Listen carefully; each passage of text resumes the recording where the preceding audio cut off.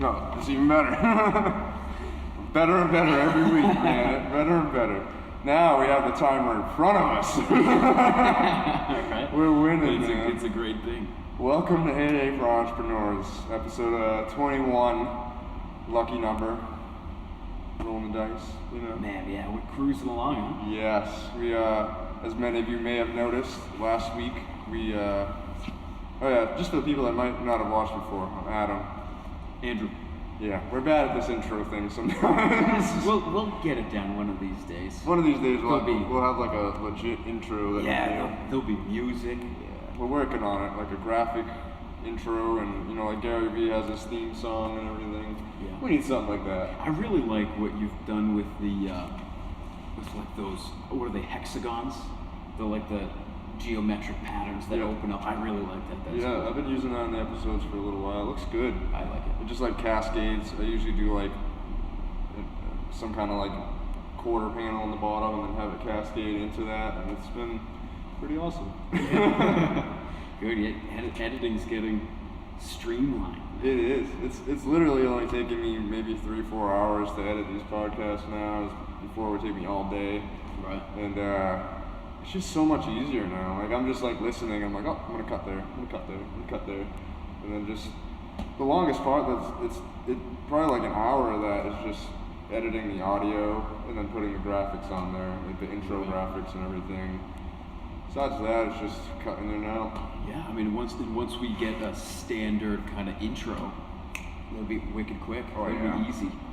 Gonna copy and paste with that one file. Absolutely, I can't wait. So it's actually been quite some time since our last recording. This was a week and a half. Almost 2 weeks. Almost 2 weeks. I think it was Wednesday that we did the recording with Brian. I think that was the last one, right? Wow. So yeah, tomorrow would be 2 weeks.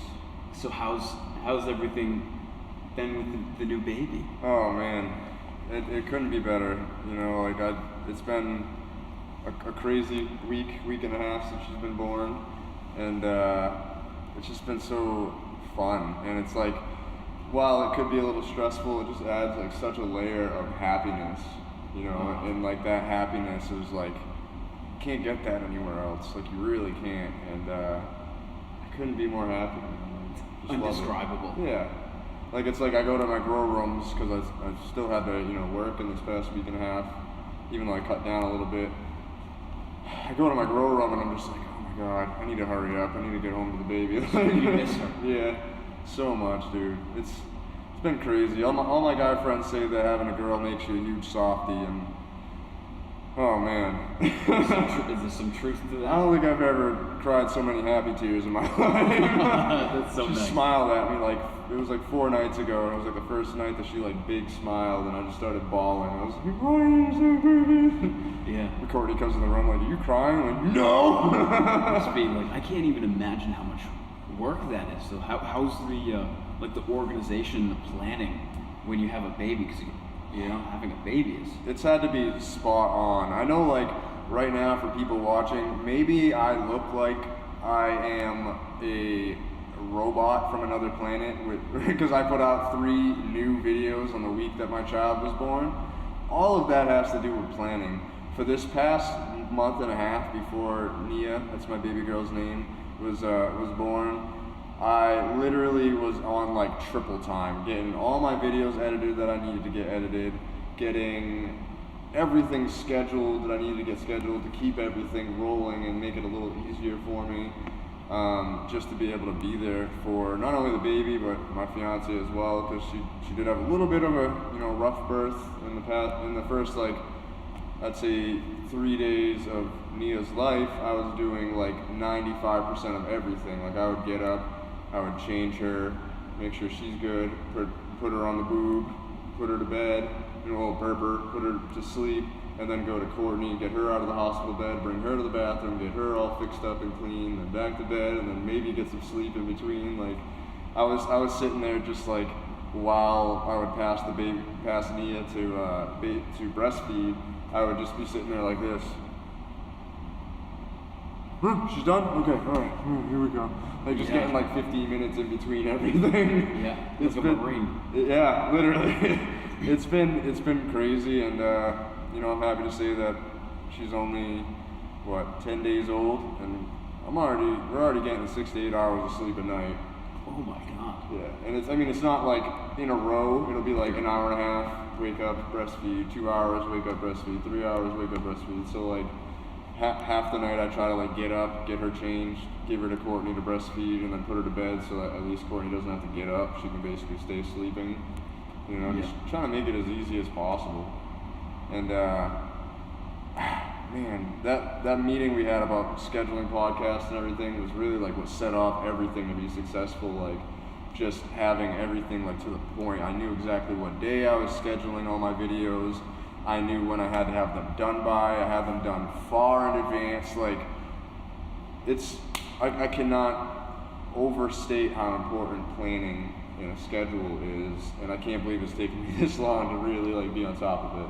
Yeah, I mean, I can vouch in the same way. I mean, I think 2 months ago was the first time I ever really used a calendar, and I don't think I'll ever not use a calendar again. It's that effective. Like if there's anything that somebody could do to increase their performance on an entrepreneurial standpoint, on a life standpoint, it's just getting organized. Oh yeah. Knowing what you have going on, where you have free time, where your dead time is in the day so you can become more efficient. I mean, it's one of those factors that is super important, but it's overlooked. Yep. Or at least it was in my life for 26 and a half years. And a lot of that planning came from, we made a goal on the first episode of this podcast to go extra hard on interviews, and we've done that. And because we've done that, last week we released the first interview that wasn't really planned. That was episode 20. We kind of wanted to shoot a podcast for episode 20, but the baby was born and we had a video already edited, ready to put out. So we just started the interview series. And now we already have one with Striking Beauties already done and edited. I already exported it. It's ready to go for next week. We got one with Pinewood Lodge in Plymouth with Brian. That one I'm editing this week. I'll have ready for 2 weeks, actually 3 weeks from now. Yep. And Positive. Yep, we released the Positive Diff. That That's what launched our 2019 interview series. If you haven't checked it out, it's a phenomenal interview. We actually just got done shooting a sit down with Corey from Wicked Dope Soap, and she did amazing. That was a great interview. That was so much fun. It really was. So Was a fun we're going hard right now, and I think that we have this theory that by putting the interviews out every other week and recording a podcast like this every other week, we could bring you guys a lot more value because we have more time in between things to really do a lot more entrepreneurial stuff and maybe bring some more lessons and everything to our audience. More value. Yeah, there's a lot of lessons to be learned. I mean, you're always, I don't know about you, but I'm always kind of seeing and changing my mind or viewing things in a different light and seeing in another perspective. Recently, over the past couple of weeks, since we haven't really been doing much with the podcast, and it's the middle of winter, so nothing's really growing. I've had like some time to reflect. And for the past 3 years, I think since I was, it started 2017 is when I really went full speed entrepreneur. Yep. And I've always been in the mindset to work, hustle, don't go out, just work hard because that's what you need. Mm-hmm. And now I'm kind of getting different. I'm kind of looking at it in a different way. And if we kind of look at life, there's really 3 pillars that really define happiness, and that's good health, financial stability, and then having a strong social circle or love. Right? So if you're a healthy person and you're financially stable, but you don't have any friends, there's nobody that cares about you, that is a really soft spot where somebody could be very unhappy. if you've got all the friends in the world and all the money in the world, but you're dying, you'd be very unhappy. And same thing if you're very healthy, you've got friends, but you're living on the streets. Again, the same thing. There's three things. And for a long time, I personally have been, I don't want to say neglecting my social life, but I haven't put a lot of energy towards that.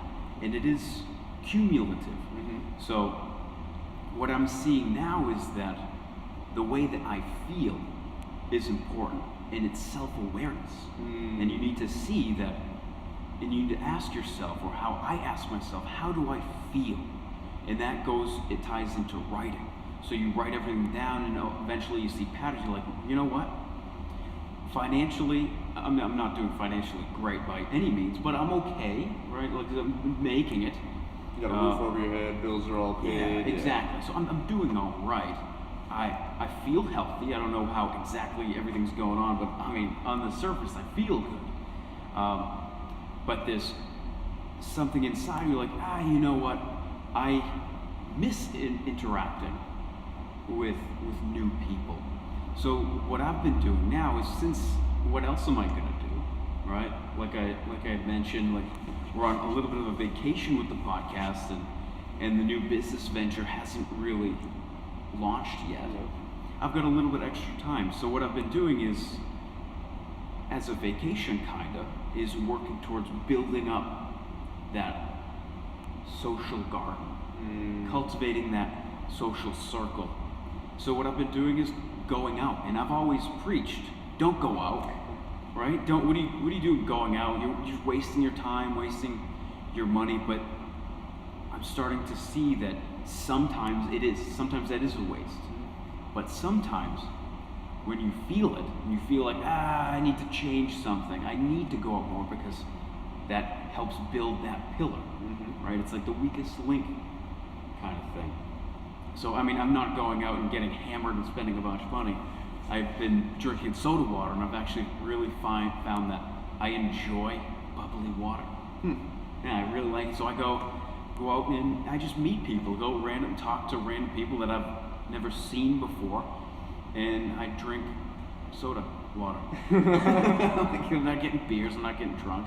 I stay completely sober, and it's been It's challenging. it is hard. You don't have anything to block the nervousness. You're just like facing it head on. Exactly. And it doesn't matter who you go and talk to. I mean, a group of 8 to 10 people, and it builds up nerves. I mean, for some reason, it is hard. You just kind of, all right, this is uncomfortable, and that goes on to building growth. And we talked about that, like pushing past discomfort phase in the interview with Corey. Yep.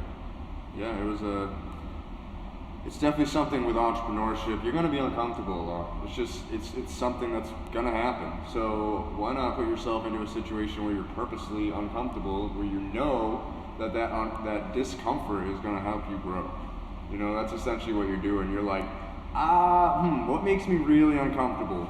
Okay, going to the bar completely sober and talking to a group of 8 people. That makes me uncomfortable, let's do it. Exactly. And the thing I've found, I mean, I've only been doing this for a few times, but people in general love company. Like they're not gonna like turn you down if you just go into a bar and you're fun, you get good vibes. Like people aren't gonna like, get away from me. It's not like that. It's just kind of like quelling that inner feeling. Yep.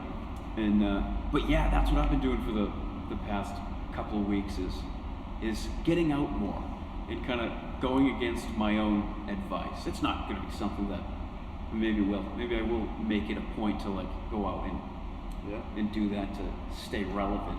But I think it's a new perspective. Yeah. And it is Perspective important. helps. You know, like just gaining that little bit of perspective. You could have a conversation with somebody while you're out doing this that really sparks something in your brain, and just boom, you start working on it, and voila, success That's happens. really true. Because you don't know who you're going to meet, Nope. what kind of connections you're going to make. Nope. I remember when I was working for T-Mobile, I was the regional business manager. So essentially, reps in the store would come. People would come into the store, and the reps in the store would try to ask them business-related questions to see if they're a business owner. And if they did find a business owner that they couldn't close, they got their information. I reached out, set up a meeting with them. Now, when I did this, I went into the expectation of just selling them devices. You know, I'm going to make my money. I'm going to try to help them. The way I always was good at sales is by figuring out where they're overspending, cutting that overspending, adding some product to it so they're saving money and getting new products and stuff that adds value to their life. So that's all I would think about when going into these meetings. Well, I had a meeting in Boston. I wasn't really thinking anything of it until I sat down with the gentleman. Very well spoken. We disagreed on a lot of stuff. We had conversations about race. We had conversations about politics that were completely opposite spectrums of each other, but we both respected each other's opinion, which was something that doesn't happen a lot with our generation. Like, everybody just wants their opinion to be right. Yeah. And sometimes I feel that way about the older generation too, so it was just nice to have a good conversation. Something about the guy made me realize that he was pretty wealthy. Just the way he carried himself. So I left there, and while I'm sitting in my car letting it warm up, because I think it was, I say it was January or somewhere around there, so it was cold. And I was sitting in my car warming up, I'm like, I wonder how much his house is worth. And I look it up, $2.5 million. Whoa. I was like, oh, so I was just in the millionaire's house, essentially, you know. So what was it about him that kind of, this money, I see money. It almost was like how humble he was. Like, he was so humble that you could tell he was extremely successful. Like one of those, he was old, he was 70 years old, something like that. He was an older gentleman. And I don't know, just the way he carried himself, just I knew he had wealth. Something told me he had some wealth, and he definitely did. And the funny thing about it is he was one of the cheapest people I've ever dealt with. Maybe that's a common trait, is you know your money. Yeah, you know very frugal, very frugal. And it was just an experience. The amount of people I've met in those situations, I would literally go into businesses that have been running for as long as I've been alive, and I would save them thousands of dollars every month and bring something to their business that they didn't have before. For instance, I worked with a HVAC company in Colorado, and I was doing the same thing for AT&T as the business manager. I went in there, all they wanted was to renew some of their phone lines. They wanted to upgrade. They had 40 upgrades ready out of their 80 line deal. So what I did is I figured out what lines we could cancel. AT&T had a buy one, get one free on new lines, so if you upgraded a phone, you could get a new line and a new phone for free. You're not paying anything for it. So I twisted it so they saved a bunch of money, got all new devices. Also, by sitting down and talking with them, I figured out that they were still writing out hours on paper. They would have their people, I totally worked 8 to 5 today, you know? And they had no tracking on their trucks. They didn't have anything protecting their assets. So not only did I upgrade them, got them all new smartphones from flip phones, rugged smartphones because they're HVAC. Not only did I do that, I added an app that was $15 a month per line, and that tracked the vehicles. It had the ability to punch in and out even for lunch breaks. When they punched in and out, it geolocated where they were, so they couldn't just be home chilling playing video games and punch out. They had to actually be working or somewhere approved.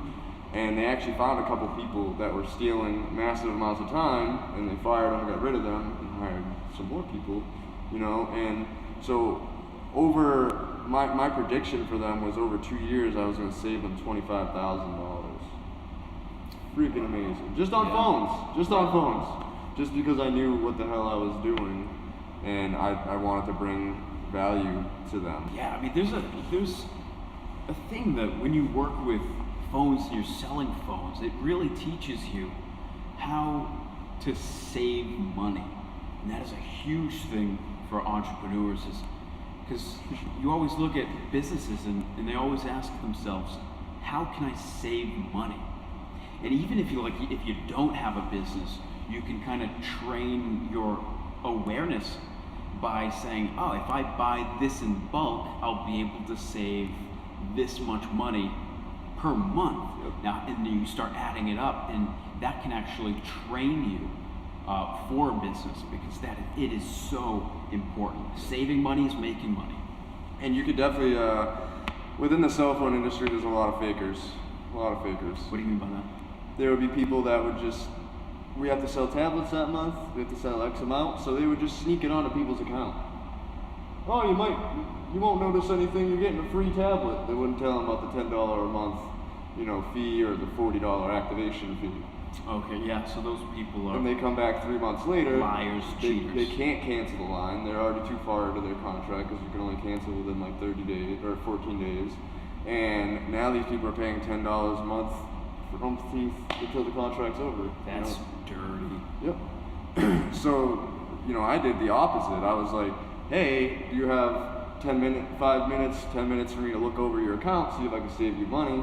Then I look at their account and I'm like, okay, I could save them $50 by switching them to this plan. They get more data, they get unlimited this, unlimited that. I can add a tablet for $10 a month. Now they're saving $40 a month, they get a new tablet, more data, more blah blah, unlimited text.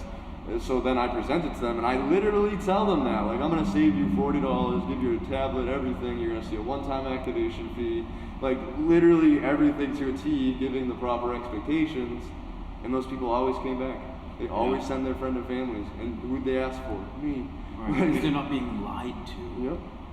And that's one of the worst things. I mean, for anything, for business, for personal, like no one wants to be lied to, because the trust is such a hard thing to find.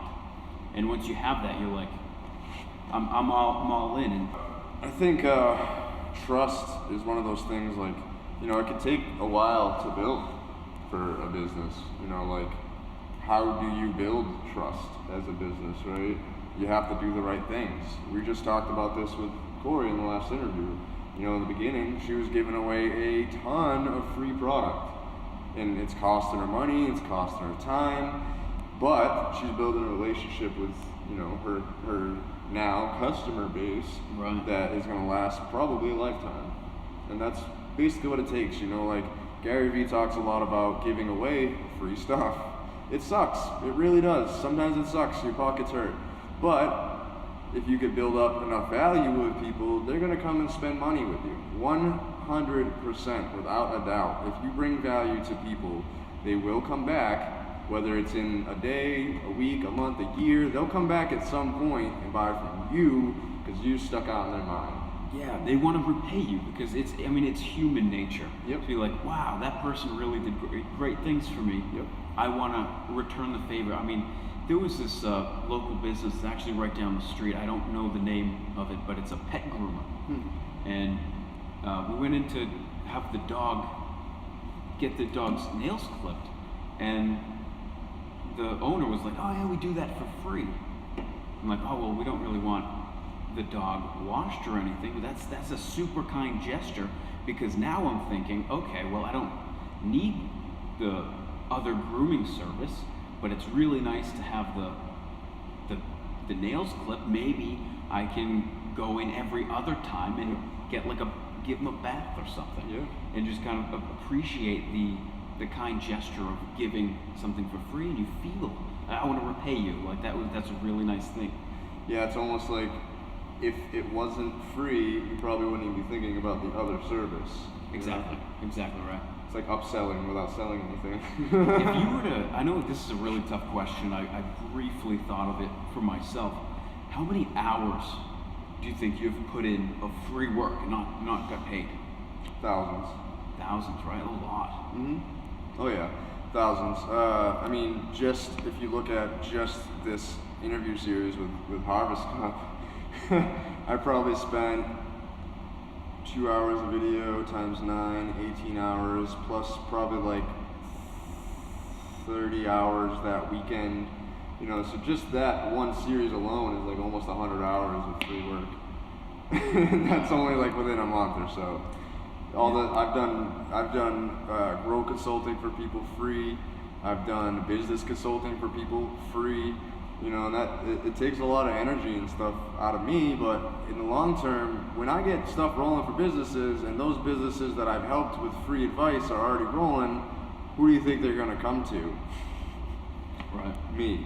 When we get all this media stuff rolling, and these people who I've given free services to for business consultations and everything are looking for social media ads and looking for social media commercials, and they see us being more public and vocal about it, they're gonna already trust me because one, I just went and gave them free advice that helped them make thousands of dollars, and I didn't want anything from it except when they said thank you, I was happy, you know. Yeah. And you know, when they're ready to spend money, they're gonna spend it with me because I built that trust. I took the time, I took the energy, I took the money sometimes even, and built that trust. You know, like right now, I'm struggling like a little bit. I'm not stressing too much, but you know, a week and a half of not earning any money really because of taking care of the baby and everything, it's kind of, you know, hurts, it stings a little. Sure does. But instead of panicking about it, I signed up for Uber. You know? There you go. Now I do Uber a couple times a week. Now I can pay my base bills with Uber. Now I don't have to worry about money at all. Now any money I make is money I can dump back into our business. You know? Having that guaranteed income for me, I was starting to, not panic, but I was starting to be like, shit, I have to do something.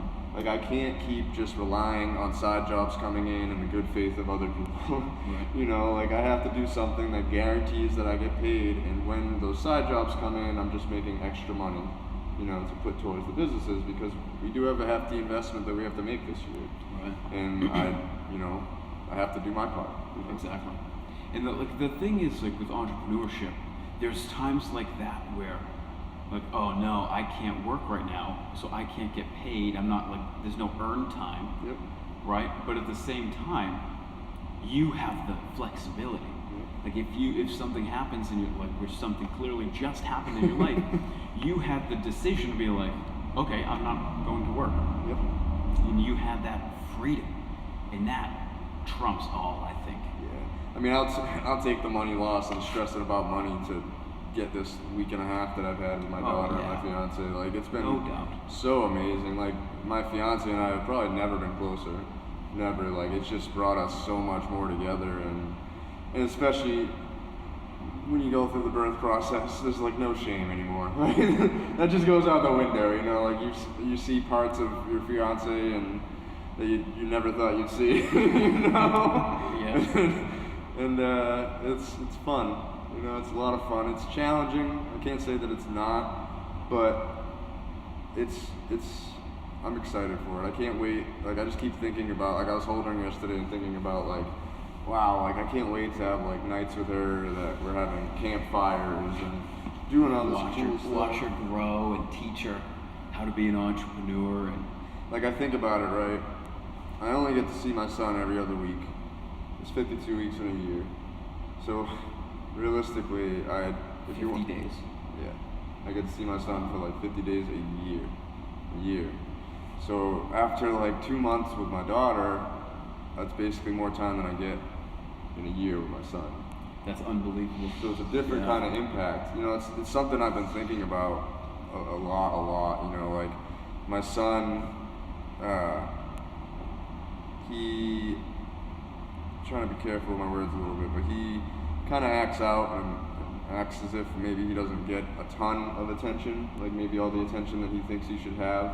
So like me being who I am, I get scared, like, okay, I gotta make sure that when I have him, like he's included in everything, even though we have a newborn and everything, like he has to be like still a main focal point because I don't want him to ever feel like Dad doesn't give me any attention. Like why am I gonna go there? I want it to be like every time I'm there, Dad gives me a ton of attention and Nia a ton of attention. I want to go there. Can I go to Dad's more? You it's know? fun. Yeah, exactly. And that's what I've been just trying to do. It was actually weird. Like the last weekend I had my son.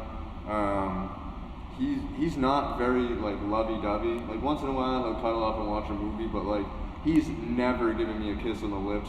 Like he barely gives me a kiss on the cheek. You know, like when I kiss him, he's like wiping it off. Like my son's only 4, just in case anybody wants to get weird or something like that. But so he on Saturday he kept hugging me and he like came over and just kissed me on the cheek, and I was like, okay. And then I just like grabbed him and I was just cuddling. We were watching like SpongeBob or something like that. Yeah. And then like he left, went to the kitchen and got a water and came back and like went to go kiss me again. I went to go turn my cheek, and he like grabbed my face and like kissed me on the lips. Like, I love you, Daddy. And I'm like, whoa, weird.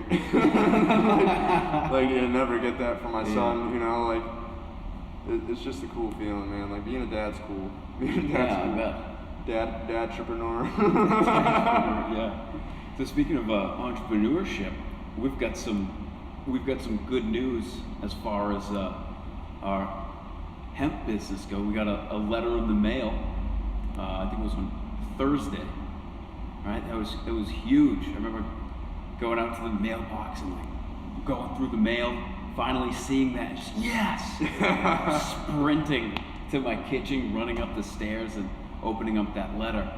And it was just a single sheet of paper that pretty much said that, hey, we got your application. You overpaid by accident. Here's $100 back. You accidentally sent an extra $100 check, so we go ahead and wrote void on both ends and sent that back. And I did go into my bank account. They have charged my account, so they took out the $100. It's processing. I want them to. I was hoping you said they charged the $500. That would have been amazing. That's what I went to. Actually, now that I think about it, we don't even have to wait for the approval letter. Like if they take out the $500, we know that. Ready to go. That's yeah. awesome. So no time waiting. So Adam and I are kind of forecasting that we should hear back this week. Yeah, it's under review. So it's been under review for Thursday, Friday. Monday was Martin Luther King Day, so they weren't in office, and today. So 3 business days as of today. You know, we with the application the way it is, you kind of have to do most of the work for them, which is cool. Yeah, they don't really. You got to get the GPS coordinates. You got to get all that. So I can't like foresee them having to do a ton of work. You know, like they're probably gonna look into our backgrounds, which both of us have squeaky clean backgrounds. They're probably going to look into, you know, the owner of the property's backgrounds, which one of them is an Army vet and the other one is, you know, perfectly fine and a business owner already. So yeah. I just don't see any issues coming up, and if there are, we're going to be able to fix them like that. Yeah, I can't see it either. And I mean, this is. Well, speaking of, this is going very smoothly. Tonight we're starting building for our indoor spot. Yeah, yep, that's huge. Huge. I'm so excited for that. I totally forgot that we were doing that. I got the picture. I just got out of the hospital with the baby and everything, and I got a picture from this guy and the person who's hosting our indoor grow site, saying that, hey, everything's all cleaned up. When do you want to get the day scheduled to start building? And I'm like, oh, I can hug you guys right now. That was like the best news ever. Like I'm already having such a good week. We'll post that picture. I don't know why I haven't thought of doing that yet. So we'll post that probably before you even see that we're going to post it. Yeah. So we'll probably have that posted today or tomorrow. If you're listening and haven't seen it, go check it out. We'll probably, I could foresee us being done building, because we're doing kind of a temporary build. We're gonna document everything for the build just so you guys can see it too. We're doing like a temporary build because we're only growing indoors from basically like March to May, like a 60-day mark. So I think that'll bring a lot of value to other people, because for hemp, you don't really have to have an indoor spot going all year. I have been fortunate enough to have a surplus of grow lights and Panda film, which is white on one side, black on the other. White so it reflects light, black so it blocks it out. If you're a grower, that's important. So I had to shut down a grow spot. We talked about that. So I have a surplus of just lights and fans and all this stuff that you need for a grow room. So it cuts out a huge cost for us initially. And until we get processing, we don't really have too much of a cost besides, you know, seeds. Right. You know, from now until like March, our main cost is just like seeds and soil or compost. You know, so we're looking pretty great right now. Yeah, I've gone in. I think we mentioned testing the soil. I tested the soil. I know the nitrogen, potassium, and phosphorus content. Oh, I had the NPK rating on it too. Oh, so I've gone and tested that. I know what needs to be added to the soil just to kind of bring it up to speed. The pH is good. And I've also gone ahead and collected some garden soil to mix with compost and some other ingredients to make a real good potting mix. Yep. And the important thing is with getting soil from the garden is that it introduces the microorganisms, the micro ecosystem Yep. So to important. the plants early. Yep. So they build up a relationship. It's kind of like going into a school. It's kind of like an orientation for college. Yep. You get to meet your teachers and your professors, your fellow students, and kind of like you know what you're going into beforehand. It builds that relationship. So that's super important. And we'll make a detailed video on making potting soil. We'll make a video on this build. So last week what we ended up doing was we've got a 10 by 20 space, and the basement was filled, cluttered, 5-6 years of Just throwing stuff down stuff. there. Yeah, like, oh, open space, let's put something here. Like, oh, room for a box, let's put a box here. Yep. So we ended up throwing away a bunch of stuff that wasn't needed, and then kind of condensing and consolidating some vertical space and making up this beautiful open space. Next step, what we're going to do tonight is really go in and deep clean the concrete there with hydrogen peroxide, maybe some a bleach solution, and then really start that build. So this is really getting to be an exciting time. Yep. And I think the importance of a temporary room cannot be understated. You know, like for this situation, we don't want to go in and build subfloors and frames and drywall because why? You know, we're going to be there for a month and a half, 2 months. You know, so that is, if you're a grower out there and you're kind of looking for maybe an easier solution or a more temporary solution, this is gonna be what shows you how. Like, we're basically building a room out of plastic, and I know that sounds crazy, but you will see how it's done. And my good friend Jeff Letendre from Cannabis Growers Association is actually who came up with the idea, or maybe not came up with it, but who I got it from. And oh man, I can't wait. Documenting all this stuff is gonna be so exciting. Yeah, we gotta think about what we're gonna call the new series. Yeah. Yeah, so we'll discuss that maybe either while we're building Yep. or You know, this is like a whole in the different thing transition. from like the podcast. yeah, this is totally different, whole new spectrum. And this is just such an experimental time. I mean that's life, right? It's just Entrepreneurship, man. that's what it is. Speaking of experimenting, Yes. you know, third time we mentioned this. It must have been a really good interview because the Corey sit down is really like in my brain right now. It did just happen. Yeah. It was just so good too. It was like Yeah, it was. a nice, easy conversation, like just flowing. It's a wonderful thing when you get three like-minded people in a building, and it's just amazing. It's so fun, man. We, Mr. Wilkinson here has done stand-up comedy one time. We've been talking about possibly doing it, and this is us committing to it. And next week, Andrew, myself, and Corey are gonna go to an open mic stand-up comedy, and we're gonna record it. I've never done stand-up comedy. I don't want to be a stand-up comic. I don't think. Maybe I'll really like it. You never know. Neither is Corey, but it's just something that forces us to come out of our comfort zone. Man, is it uncomfortable. Yeah. Like, I've performed for 1,000 people on stage with my original songs, and I'm probably going to be way more nervous with this, you know? Yeah. It's nerve-wracking, and I can't wait. It's going to be super amazing. exciting. And it's nice about going into it with a group because you've got that support. Because we all know that we're all nervous for Yeah. this. This is you kind of like right before you go up and say a presentation to your class, if you can relate in that way. It's kind of like that, but you're just kind of hoping that this room of people gets your jokes. At least two It people will doesn't- be clapping for us. Oh, yeah. We like to call that joke insurance. Yes. Laugh insurance. I guarantee you, comedians out there put friends and family in the crowd to be like, ha ha ha, and then other people hear the laugh and they find the joke funnier. I guarantee you, like, I think about the psychology of stand-up comics, and sometimes, like, I'll, like, think about laughing, or I'll find it a little funny, and then I hear people laughing, and I'm like, I start laughing a little more. you Yeah, know? it's kind of like the green light. Oh, it's okay to Yeah. laugh. And I think that's all like, for some reason, we have that in us where we don't want to stand out, right? So we don't want to be the only one laughing because that's like it's a way to get picked out of the crowd. Yeah. And I think that just goes way back to like I want to fit in. I don't want to stand out, like the school of fish mentality. That reminds me of when I went to go see Yes Man, the Jim Carrey movie. Oh, yeah. I saw it in theaters.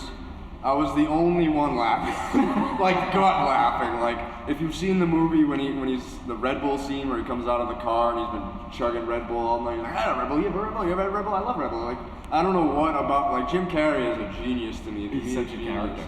Yeah. And I was gut laughing, and nobody else was even chuckling, and people literally like turning around in the movie theater, staring at me like, "Leave me alone, man! It's funny. I love Jim Carrey."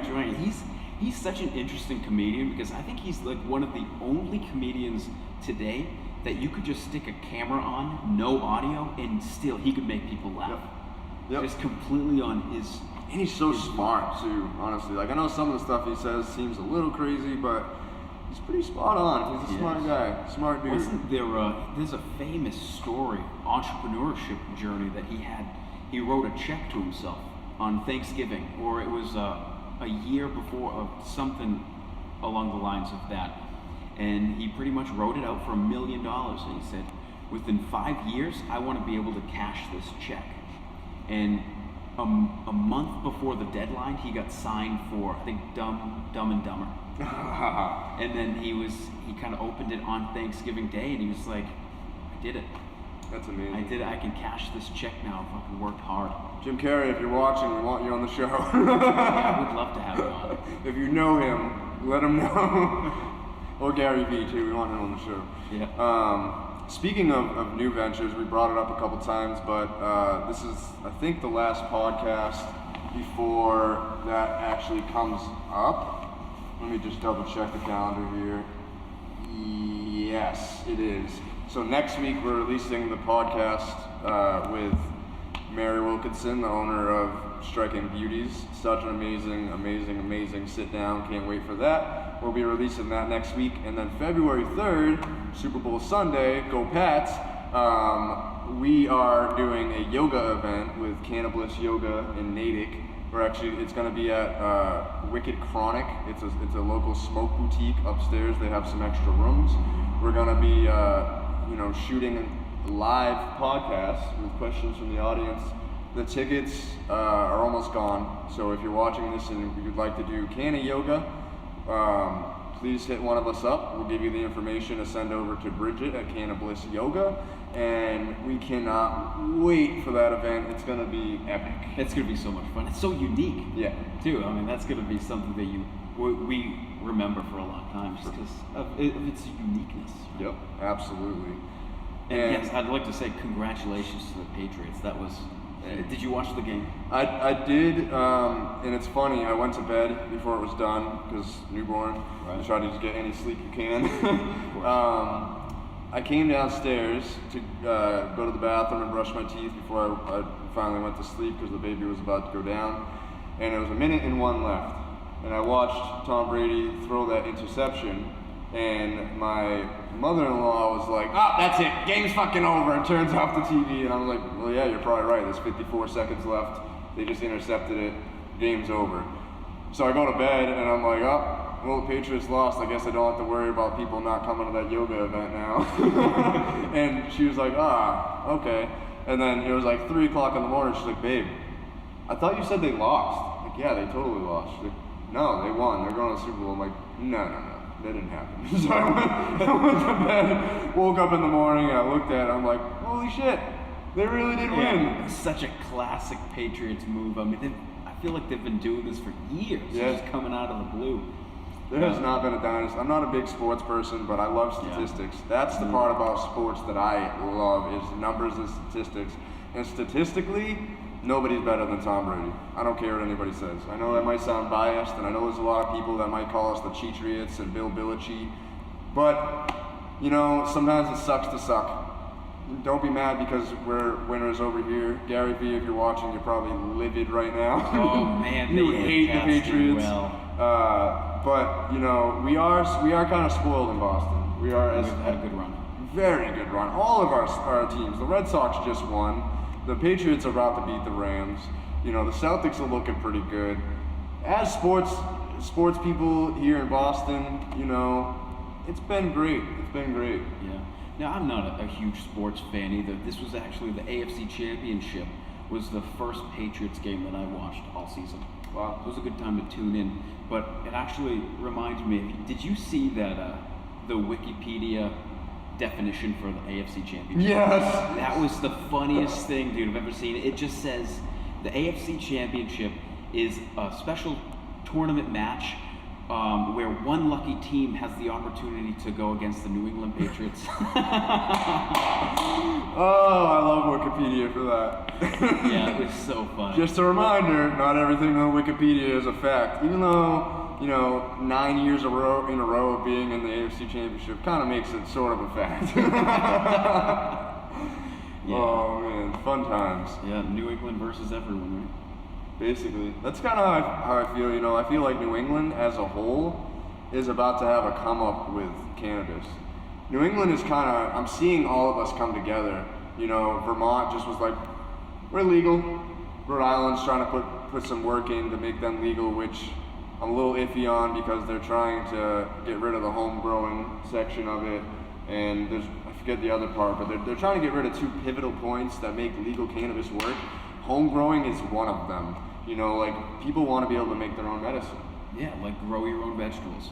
And the only reason I could see that you would limit that, I mean, like limiting it to 12 plants, cool, great. If you're a smart grower like me, that's not a limit. I could have 2 separate cycles going with 12 plants and be harvesting every 5 weeks because I know what I'm doing, you know, and I could teach somebody that too. It's not that hard. So the 12 plants isn't that much of a you know fuss, but not letting people grow at all is really taking away from what the legal cannabis movement is really trying to do.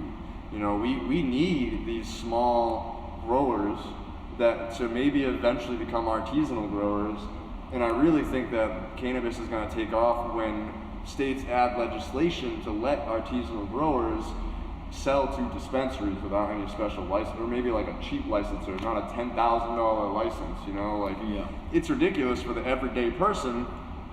And I actually, I talked about this on part 7 of my Harvest Cup series with Healing Tree.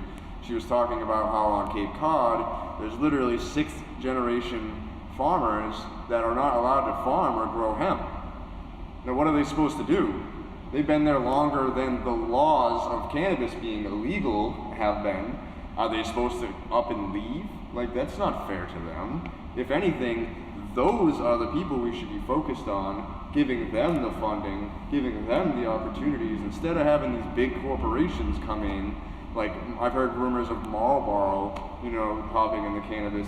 Okay, Marlboro, how many billions of dollars have you spent on propaganda against cannabis? Like, Because we know that Marlboro is out for the health of the United States. they did such a great job with tobacco. Yeah. I still, like, I think I said this on the podcast, I don't think that tobacco in its original form was terrible for you. Yeah, it's what the companies Yep. add to them. Add 200 different toxins And you know and what? poisons. People aren't stupid. They get it. We see you, Marlboro. Yeah, and Philip Morris, and back out. Leave us alone. Let the local people. This cannabis. Oh man, what it can do for a local economy is just unheard of. There's nothing else in the world that can do what cannabis does for the economy. Nothing. Right. Yeah, I mean, tobacco came close. That did well. Cotton did well. Yeah. But this is, I mean, this like is the current new day, age. yeah. This is new age. And this is just, this is going to be a wave with a long wake. Yep, absolutely. And I think when more people start to realize that the stigma against cannabis is completely and utterly wrong, we're gonna make some big steps, because we talked about this with Corey. Your health is so important, and so many people just don't pay attention to what goes in or on their body. But I'm starting to see a shift in our generation, and then our generation is going to teach the next generation that, like, yeah, it's important that you look at what labels have, what your food has in it, what your skincare products have in it, what your hair care products have in it. Like, it's important for your overall health to make sure that you know what's going into your body. And with cigarettes, you don't know. with alcohol. You don't know. Actually, I found it funny. Bud Light was. Did you see the ads they were running for the AFC championship? Is it the masculinity thing? No, they're adding ingredients labels to their boxes. I was like, huh, feeling threatened by cannabis, are we? Like, cannabis has to put all their ingredients on there, even though it's not ingredients. You're literally amending the soil with nutrients. It's not an ingredient. It's not like you're mixing it in a vat like you're doing with beer.